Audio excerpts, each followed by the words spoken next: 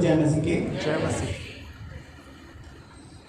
अभी हम लोग इफिसियों की पत्री उसके पहले अध्याय के बाद दूसरे अध्याय में आगे बढ़ेंगे और मैं यहाँ पे इफिसियों 2 अध्याय उसके 1 से 10 पद को पढ़ूंगा, क्योंकि मुख्यतः हम दूसरे अध्याय में इसी भाग को देखेंगे और हम देखेंगे कि कैसे परमेश्वर ने जो कार्य किया उसका परमेश्वर हमसे उसके बारे में हम परमेश्वर के बारे में अभी परमेश्वर ने पहले अध्याय में दिखाया कि परमेश्वर ने क्या किया भूतकाल में। अब वो हमें दिखाया कि हम क्या थे भूतकाल में और परमेश्वर ने हमारे साथ कैसे वो कार्य किए। तो आज मैं पढ़ूंगा यहाँ पे इफिसियों 2 अध्याय 1 से 10 पर। ये परमेश्वर का पवित्र वचन है और परमेश्वर के वचन में इस प्रकार लिखा है, तुम जो उन अपराधों और पापों के कारण मरे हुए थे जिनमें तुम पहले इस संसार की रीति और आकाश में शासन करने वाले अधिकारी अर्थात उस आत्मा के अनुसार चलते थे जो अपनी आज्ञा न मानने वालों में क्रियाशील है। उन्हीं में हम सब भी पहले अपने शरीर की लालसाओं में दिन बिताते थे, शारीरिक तथा मानसिक इच्छाओं को पूरा करते थे और अन्य लोगों के समान स्वभाव ही से क्रोध की संतान थे।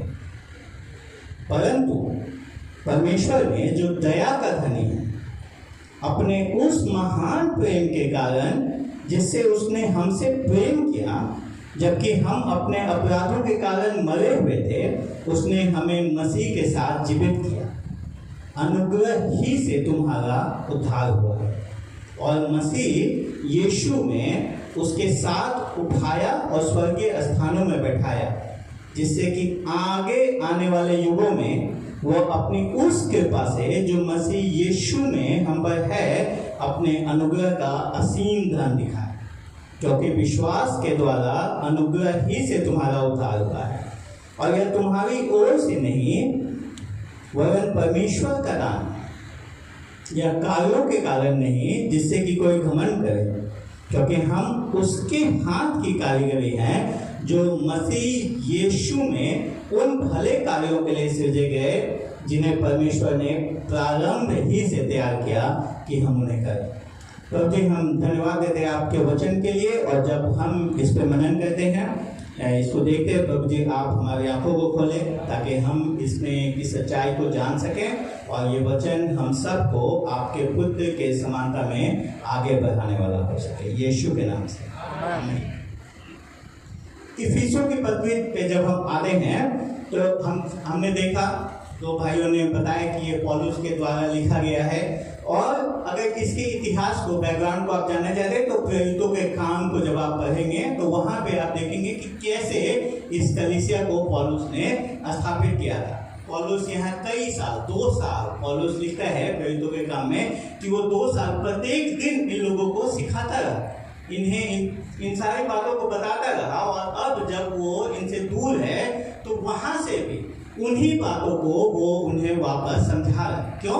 क्योंकि हमारे जो ये स्मरण है शक्ति है, याददाश्त है, वो बहुत कमजोर है। हम बहुत शीघ्र ही चीज़ों को भूल जाते हैं और खास करके जब उद्धार की बात आती है तो हम सोचने लगते हैं कि ये कोई भूतकाल की घटना थी जो हमारे साथ एक बार हुई है, उसके बाद अब हमें इस चीज़ को जानने की आवश्यकता नहीं है। हम सोचते हैं कि सुसमाचार सिर्फ लोगों को प्रचार करने के लिए जो अविश्वासी हैं, जिनका अभी हृदय परिवर्तित नहीं हुआ, उनको बताने के लिए है। लेकिन पौलुस यहाँ पे कहता है नहीं, तुमको प्रत्येक दिन इसको याद करने की आवश्यकता है और यही एक कारण है कि हम रविवार को मिलते हैं या इस प्रकार की संगति में मिलते हैं कि हम एक दूसरे को याद दिला सकें कि सुसमाचार क्या है, हमारा उद्धार कैसे हुआ। नहीं तो बहुत शीघ्र ही हम सोचने लगते हैं, जल्दी ही हम सोचने लगते हैं कि सब कुछ हमने किया।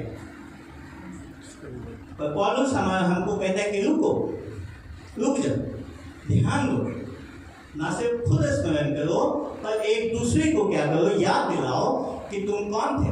अभी उसने बताया कि परमेश्वर ने कितनी आशीषें हमें दी और ये आशीषें सुन के हम सोचने लगेंगे कि हम कुछ हैं, हम स्पेशल हैं, हम विशेष हैं। पौलुस कहता है ये सब सोचने से पहले थोड़ा रुको और कहता है तुम क्या थे इस बात को कभी भूलो नहीं, इस बात को स्मरण करो। तुम क्या थे? कहता है तुम अपराधों और पापों में के कारण मरे हुए थे, तो बीमार नहीं थे। लगवा नहीं मारा था, एकदम से मरे हुए थे। मरा हुआ मतलब क्या है? कुछ नहीं कर सकते। क्या मरा हुआ व्यक्ति कुछ कर सकता है? कुछ नहीं कर सकता है। पौलुस कहते हैं कि नहीं, तुम एकदम से मृत थे।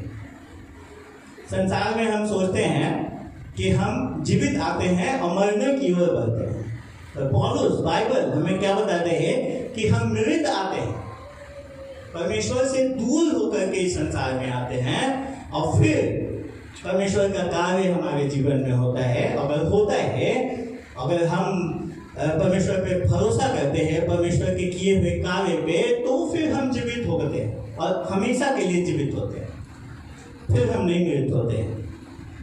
यहाँ पौलुस आत्मिक मृत्यु की बात कर रहा है। वो कह रहे हैं कि तुम आत्मिक रूप से मृत इस संसार में आए थे, परमेश्वर से दूर इस संसार में आए थे। इस बात को कभी भूलना नहीं। हम लोग के हृदय में क्या बात चलती? नहीं, हम ऐसे व्यक्ति नहीं थे, हम तो अच्छे हैं। आप 10 लोग को खड़ा भी कर सकते हैं कि देखिए मेरे बारे में ये गवाही देंगे कि मैं कितना अच्छा। लेकिन पौलुस कहते हैं कि तुम में कोई अच्छाई नहीं थी। परमेश्वर का वचन बता रहे हैं कि तुम मृत थे। कुछ भी, चाहे कितने भी गवाह ले आओ अपने अच्छाई के, तुम्हारे अंदर कोई अच्छाई नहीं थी, कुछ भी भलाई नहीं थी। और सिर्फ मृत ही नहीं थे, वो कहता है कि तुम क्या थे? दूसरे पद में, जिनमें तुम पहले उस संसार के रीति आकाश में शासन करने वाले अधिकारी अर्थात उस आत्मा के अनुसार चलते थे, जो अपनी आज्ञा न मानने वालों में क्रियाशील है। तो सिर्फ तुम मृत नहीं थे, तुम उसके अधीन थे, जो परमेश्वर का बैरी है, जो इस संसार का हाकिम है, शैतान के अधीन थे, उसके अनुसार चलते थे, इस संसार के अनुसार चलते थे, शैतान के अनुसार चलते थे, अपनी अभिलाषाओं के अनुसार, मतलब अपने शरीर की अभिलाषाओं के अनुसार चलते थे। तुम ऐसे थे।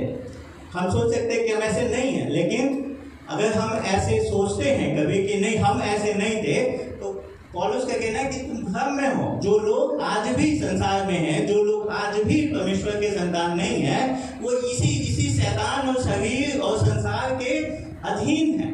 चाहे वो भले ही कुछ भी सोचे कि वो अपने स्वामी हैं, लेकिन मुख्य बात क्या है कि वो उसके अधीन है। अगर उनको लगता है कि मैं मृत नहीं हूं, तो वो भ्रम में है। उनको ऐसा लगता है कि वो मृत नहीं है, पर असलियत क्या है कि वे मृत हैं और इस संसार के हाकिम के, इस शैतान, संसार और शरीर के अधीन हैं, चाहे उनको ऐसा पता हो या ना हो। तो हमें अपनी स्थिति को जानने की आवश्यकता है। ना सिर्फ हम मृत थे, ना सिर्फ हम भ्रमित थे, और पौलुस कहते हैं कि तुम परमेश्वर के कोप के अधीन थे, तुम्हारी नियति के अधीन। तुम किधर बढ़ रहे थे? परमेश्वर के क्रोध के अधीन थे। तुम शापित थे, तुम जा रहे थे उस नरक में। वो हमारे, और पौलुस क्या कहते हैं? देखिए कितनी, वो कहता है उन्हीं में हम सब, वो तुमसे हम पे आ जाता है, वो अपने आप को उसमें शामिल कर रहा है। वो कह रहे हैं कि चाहे ये तुम अन्य जाति या मैं यहूदी फरीसी, हम सब पहले ऐसे ही थे। तो चाहे किस भी पृष्ठभूमि के हो, चाहे वो यहूदी फरीसी पृष्ठभूमि का हो या फिर किसी भी अन्य पृष्ठभूमि का हो, सबकी यही स्थिति थी।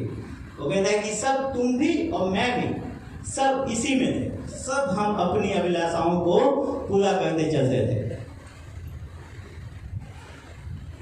पर सुन के बड़ा हमको ये होता है कि कैसी हमारी स्थिति थी, और कई बार हम दुख में चले जा सकते हैं।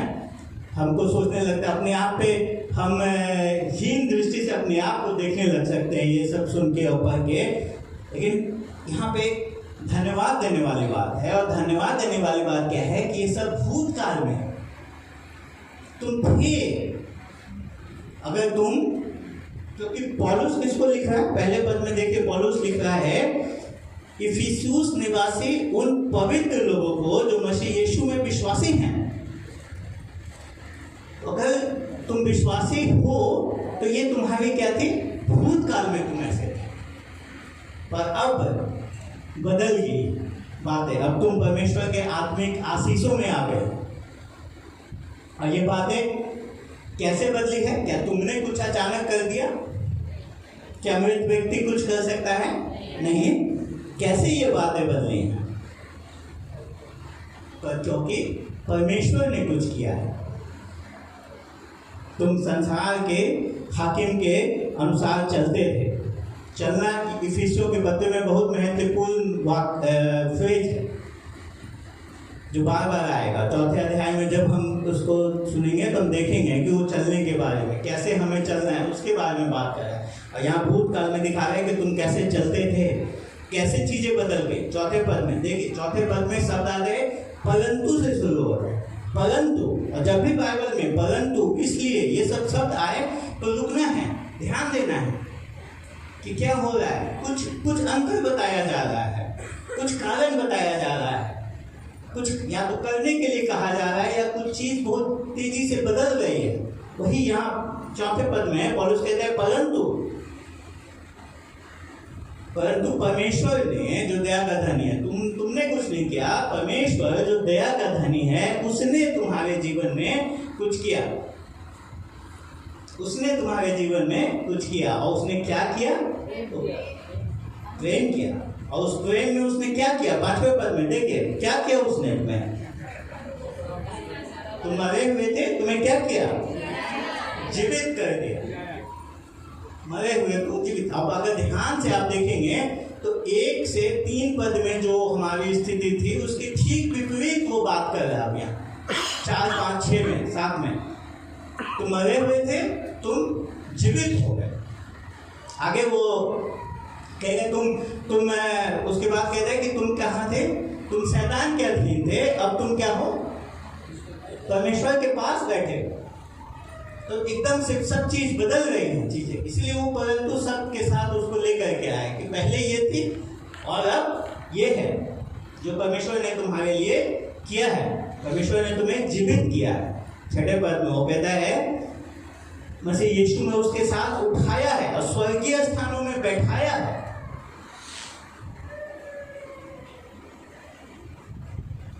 परमेश्वर तुम्हें जीवन दिया है और सिर्फ जीवन देने तक सीमित नहीं रहा है, उसने तुम्हें अब भी स्वर्गीय स्थानों में उठाया और वहां पे बैठाया है। एक स्थिति में, परिस्थिति में, तुम्हारे पहचान में एक परिवर्तन यहाँ पे आ रहा है। पहले जब तुम इस संसार के हाकिम के अधीन थे, वहां पे तुम बस मात्र एक प्यादे थे, तुमको बस इस्तेमाल किया जा रहा था, उपयोग किया जा रहा था। पर अब परमेश्वर के इसमें क्या है? परमेश्वर ने जो तुम्हारे साथ कार्य किया है उसमें परमेश्वर ने तुम्हें संगी वारिस बना दिया। तुम मसीह के साथ बैठे हो।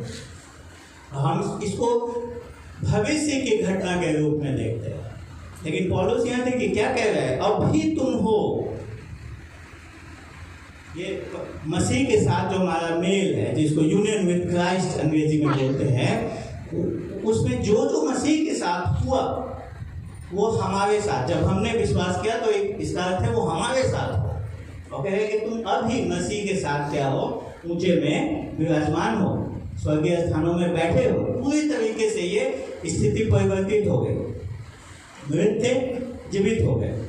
भ्रमित थे, शैतान के अधीन थे, परमेश्वर ने तुम्हें उठा दिया और अपने साथ बैठा दिया। परमेश्वर के कोर्ट में थे, पर अब परमेश्वर तुम्हें आशीष दे रहा है, अपना संगी वारिस बना लिया। तो आप देखिए, जो भी अगर हमने विश्वास किया है वो सब परमेश्वर का कार्य है। अगर आज हम यहाँ बैठे हैं, अपने आप को विश्वासी कहते हैं, तो इसमें हमारा कोई योगदान नहीं, परमेश्वर ने किया है। क्यों किया परमेश्वर ने ऐसा? परमेश्वर ने हमसे प्रेम कैसे किया? फिर 7वें पद में देखिए क्यों किया उसने ऐसा? जिससे कि सब क्या बता रहे हैं? कुछ हो। परमेश्वर ने किया जिससे कि कुछ हो। और क्या हो वो? आने वाले युगों में वो अपनी उस कृपा से जो मसीह यीशु में हम पर है अपने अनुग्रह का असीम धन दिखाए। तो एक उद्देश्य है हमारे उद्धार का, और उद्देश्य क्या है कि हम परमेश्वर के वो असीम धन है जो परमेश्वर यीशु में हमें दिखाएगा। हम उसके पुरस्कार हैं, हम उसके पुरस्कार हैं। तो अगर हम आप यहाँ बैठे हैं और आप अभी भी आपने विश्वास नहीं किया है, तो एक बुरी खबर है और एक अच्छी खबर है। बुरी खबर है कि अगर आपने विश्वास नहीं किया, अभी भी आप परमेश्वर के राज्य में नहीं है, परमेश्वर के संतान नहीं है, तो आप मृत हैं, आप भ्रमित हैं, आप क्रोध के अधीन हैं, परमेश्वर के क्रोध के अधीन हैं। पर अच्छी खबर क्या है? अच्छी बात यह है, अच्छा समाचार ये है कि एक आपके लिए आशा है। परमेश्वर के क्रूस में आपके लिए आशा है। करोड़ों लोग, जो लोग उसके क्रूस के पास आते हैं, उसके लिए, उनके लिए आशा है, और आपके लिए भी आशा है। और हम जब आगे बढ़ते हैं 7 पद के आगे, तो हमको एक और चीज स्मरण रखने की आवश्यकता है। हम क्या थे, परमेश्वर ने क्या किया, उसके बाद 8 पद से आगे हमको एक और चीज स्मरण रखने की आवश्यकता है कि कैसे परमेश्वर ने ये सब किया, कैसे परमेश्वर ने किया है। और वो कहता है कि उसने अपने अनुग्रह से तुम्हारा उद्धार हुआ है। आप सब अनुग्रह सब समझते हैं, ग्रेस, ग्रेस। आप लोग यहाँ पे कुछ लोग बैठे हैं, वो लोग स्कूल कॉलेज में पढ़ते होंगे, या फिर कोई भी जो स्कूल कॉलेज गए होंगे, तो ग्रेस को जानते होंगे। क्यों? क्योंकि जब आप फेल कर जाते हैं तो आपको ग्रेस मार्क्स मिलता है। शायद आप लोग तेज होंगे तो आप बिना ग्रेस मार्क्स के पास कर गए होंगे, लेकिन मैं कई बार ग्रेस मार्क्स से पास हूँ। क्योंकि मैं ग्रेस का मार्क्स क्या है कहने का उसका मतलब है कि आप योग्य नहीं हैं आगे की कक्षा में जाने के लिए, आप योग्य नहीं हैं सफल होने के लिए, लेकिन किसी ने आपके ऊपर जो अयोग्यता है उसके बावजूद भी किसी ने कुछ किया है, जिसकी वजह से आप आगे कक्षा में चले गए, अगली कक्षा में आप चले गए। यही अनुग्रह है। अब परमेश्वर कहता है, परमेश्वर के वचन में, कैसे परमेश्वर ने ये सब किया है, कैसे परमेश्वर ने हमारी स्थिति को परिवर्तित कर दिया है, अनुग्रह से। अनुग्रह से उसने ऐसा किया है। और अनुग्रह के बाद वो क्या बात करता है? अनुग्रह से तुम्हारा उद्धार हुआ, और आगे नहीं, उससे पहले अनुग्रह से उद्धार हुआ विश्वास के द्वारा। अनुग्रह से विश्वास के द्वारा तुम्हारा उद्धार हुआ है। तो विश्वास को यहां देखा नहीं किया जा रहा है, विश्वास महत्वपूर्ण है।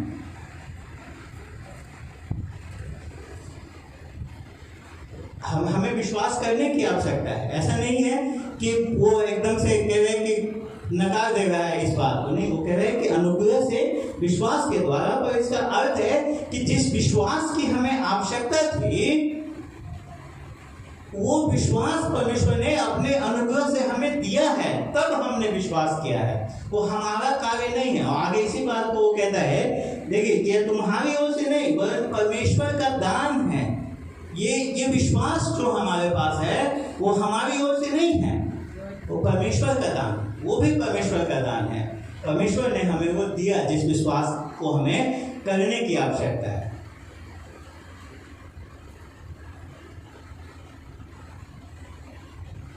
और फिर वो आगे अगले पद में कहता है कि उसने ये कार्यों के कारण नहीं जिससे कोई घमंड करे। तो कई बार हम अपने विश्वास को बहुत ज़्यादा महत्वपूर्ण बना देते हैं। हम सामने आते हैं, हम गवाही देते हैं, हमने विश्वास किया, हमने ऐसा किया, और हम ऐसे गवाही देते हैं कई बार जैसा लगता है कि परमेश्वर का कार्य नहीं, सब कुछ मेरा कार्य है, हमने कुछ किया है। कहता है कि नहीं, ये घमंड करने की बात ही नहीं है, ये दान परमेश्वर की ओर से आया है, तुम्हारा विश्वास परमेश्वर की ओर से आया है, इसलिए इस पर तुम घमंड नहीं कर सकते हो। परमेश्वर हमें हमारे कार्यों से नहीं, कई बार हम विश्वास को अपना कार्य बना देते हैं। हो सकता है कि हम ये बात समझ जाएं कि हमारे अच्छे कार्य परमेश्वर के पास हमें उद्धार नहीं दिला सकते, लेकिन कई बार हमारे बोलचाल की भाषा में, हमारे दिमाग में हमारा विश्वास हमारा काम हो जाता है। और पौलुस इस बात को यहाँ पे समझाना चाहता है परमेश्वर की आत्मा की प्रेरणा से वो लिख रहा है और कह रहा है कि ये विश्वास तुम्हारा काम नहीं है, ये परमेश्वर की ओर से है।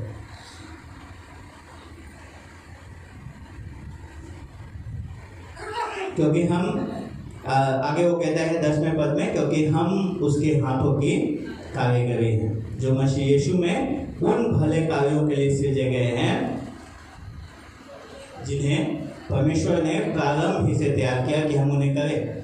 तो कई बार जब हम इन बातों को समझते हैं तो फिर हम सोचने लगते हैं कि अब हम कैसे कुछ भी करें, इससे कोई फर्क नहीं पड़ता। जब हमारे ऊपर कुछ निर्भर ही नहीं है तो ठीक है, फिर हम कैसे भी जिएंगे, फिर हमें कुछ करने की आवश्यकता नहीं। इसलिए प्रभु के एक सेवक हैं, उन्होंने इस प्रकार से कहा कि जो विश्वास है, परमेश्वर हमें केवल विश्वास से बचाता है, पर यह विश्वास अकेले नहीं आता है। ये विश्वास एक प्रत्युत्तर लेकर के आता है और वो प्रत्युत्तर होता है हमारे भले काम। तो हमारे कार्य हमें परमेश्वर के पास नहीं ले जाएंगे, हमारे कार्य से हमारा उद्धार नहीं होगा। उद्धार अनुग्रह से विश्वास के द्वारा होगा, परंतु उस अनुग्रह से उस विश्वास के द्वारा हमारे अंदर भले कार्य उत्पन्न होंगे। और इससे पहले कि हम उस भले कार्य पे घमंड करने लगे, पौलुस कहते हैं कि वो भले कार्य परमेश्वर ने पहले से ही तुम्हारे लिए तैयार किए हैं। यहाँ तक कि जो तुम्हारे भले कार्य हैं, जो तुम गरीबों पे दया दिखाते हो, जो तुम अन्य कुछ भी कार्य करते हो जिसपे तुम कल घमंड कर सकते हो, वो भी परमेश्वर की ओर है। ये बात हमें समझने की आवश्यकता है। और यही इफिसियों 2 अध्याय 1 से 10 पद का संदेश है। तुम कौन थे, परमेश्वर ने तुम्हारे लिए क्या किया, परमेश्वर ने कैसे उस कार्य को किया है। और ये सिर्फ पौलुस कहता है, आगे जब हम आगे पढ़ेंगे दूसरे अध्याय को आगे बढ़ते जाएंगे तो पौलुस कहते हैं कि सिर्फ एक व्यक्ति के जीवन में ऐसा नहीं है, या सिर्फ ये यहाँ पे सियोन फेयर ट्रस्ट की कहानी नहीं है, ये सिर्फ सत्यवचन कलीसिया जहाँ से हम आते उसकी कहानी नहीं है, ये सभी कलीसियाओं की एक कहानी है। हर जगह इसी प्रकार से लोग बचाए जाते हैं, हर जगह। और इसीलिए इनके बीच में कोई असमानता नहीं होनी चाहिए, कोई भेद नहीं होना चाहिए। इसीलिए वो आगे कहते हैं, आगे अगर हम पढ़ेंगे, उतना समय नहीं है कि मैं आगे और जाऊं, लेकिन फिर भी वो कहते हैं इस कारण स्मरण करो। तो इस कारण ये जो परमेश्वर ने हम सबके जीवन में किया है, इसलिए हमको कुछ करना है, इसलिए हमको अपने भेद को मिटा करके हम क्या हो गए, एक हो गए। उस समय में चाहे वो यहूदी हो या गैर यहूदी हो, अयहूदी हो, वो दोनों एक हो गए। आज हम सब उसको कैसे लागू कर सकते हैं, हम सब अपने कलीसियाओं में इस बात को समझ सकते हैं कि अगर हमने ये सब जो जितने लोग यहाँ बैठे हैं, वो सब के अंदर अगर उन्होंने परमेश्वर पे विश्वास किया तो सब के अंदर परमेश्वर का कार्य होता है। वो सब परमेश्वर के संतान हैं, वो सब परमेश्वर के उन आत्मिक आशीषों के भागी हैं। और जो लोग यहाँ नहीं हैं, इस गांव के अन्य लोग, वो उन लोगों को फिर हमारे देखने का नजरिया बदल जाना चाहिए। कई बार हम सोचने लगते हैं कि ये अविश्वासी हैं, दृष्टि से देख सकते हैं, लेकिन याद रखना है हम भी यही थे, उनके प्रति हमारे अंदर एक करुणा होनी चाहिए। और इसी को आगे हम देखते हैं कि फिर 3 अध्याय में पौलुस अपना बात को कहता है कि कैसे उसको प्रार्थना के साथ उसको समापन करता है। 4थे अध्याय से फिर हम आगे देखेंगे कि कैसे ये सब बातें, हमारी ये पहचान कैसे हमारे प्रत्येक दिन के जीवन को प्रभावित करती है, कैसे हमारा जीवन परिवर्तित होना चाहिए, हमारी चाल बदलनी चाहिए। आइए हम प्रार्थना करें। प्रभु जी, हम धन्यवाद देते हैं आपको, आपके इस महान कार्य के लिए जो आपने हम सब के जीवन में किया है, विश्वासियों के जीवन में किया है। प्रभु जी, हम मृत थे, भ्रमित थे, आपसे दूर, आपके क्रोध के अधीन थे, पर आपने अपने पुत्र यीशु मसीह में होकर के, यीशु मसीह में हमारे लिए इस कार्य को किया गया। आज हम आत्मिक रूप से जीवित हैं, स्वर्गीय स्थानों में बैठे हैं और प्रभु जी आपके साथ हैं। और प्रभु जी होने दीजिए कि हम इन बातों को भूलें और ये बातें हम सबको प्रभावित करें, हमारे प्रत्येक दिन को प्रभावित करें। प्रत्येक दिन सुबह उठते हम होने दीजिए कि हम इस बात को स्मरण करें और इसके अनुसार अपना जीवन जीने वाले हो सकें। यीशु के नाम से।